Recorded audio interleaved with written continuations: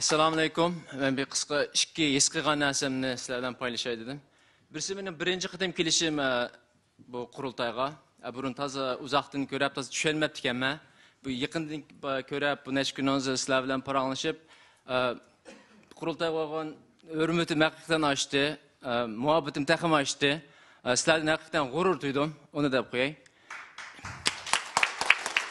İkincisi, Eyran kalıttım bu Xitaylar Uygur kurultaydan Uygur neymiş buna kokap gittik ki ben düşünmeptik ama. Şu an yani sıkıldım ki her birimiz atom bombası da güçlüyken biz bir yerde.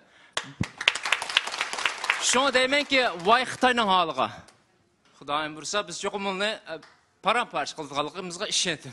Sizlerim şunu işin olun.